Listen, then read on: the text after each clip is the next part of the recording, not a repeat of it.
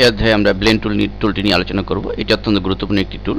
মূলত এই টুলটির সাহায্যে একাধিক অবজেক্টের মধ্যে সমন্বয় সাধন করে বিভিন্ন ধরনের ইফেক্ট দেওয়া যায়। যেমন আমরা সাপোজ দেখুন এখানে দুটি সার্কেল ক্রিয়েট করেছি এই টুলটির ব্যবহার দেখানোর জন্য। তো দুটি সার্কেল ক্রিয়েট করার পর একটি বড় এবং আরেকটি ছোট। তো এটি আমরা মূলত এভাবে দুটি অবজেক্ট এভাবে সিলেক্ট করব প্রথমে, এরপর আমরা ব্লেন্ড টুলে ডাবল ক্লিক করব।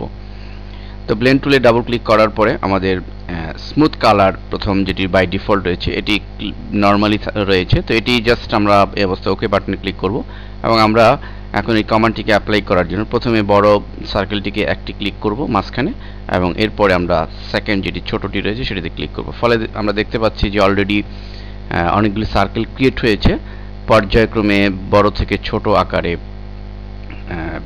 এবং সবগুলো মিলে একটা অবজেক্ট তৈরি হয়েছে। এখন যদি আমরা ডাবল ক্লিক করে দ্বিতীয় যেটি রয়েছে স্পেসিং এর দ্বিতীয় যেটি স্পেসিফাইড স্টেপস রয়েছে, এখানে আমরা এই বক্সে 100 লিখে দিলাম। তো 100 লিখে আমরা ওকে বাটনে ক্লিক করছি এবং আমরা একইভাবে যদি ঠিক প্রথম বড়টির সেন্টার এবং ছোটটির সেন্টারে পর্যায়ক্রমে ক্লিক করি তাহলে দেখুন অলরেডি অনেকগুলি সার্কেল কিন্তু ক্রিয়েট হয়েছে ঠিক একই পদ্ধতিতে, অর্থাৎ বড় থেকে ছোট আকারে এবং রিংয়ের আকারে তৈরি হয়েছে। আমাদের প্রফেশনাল কাজে বিভিন্ন ধরনের এ ধরনের অবজেক্ট ক্রিয়েট করার প্রয়োজন হতে পারে। তো মূলত এই ব্লেন্ড টুলের সাহায্যে আমরা অনায়াসে তা খুব সুন্দরভাবে করতে পারবো।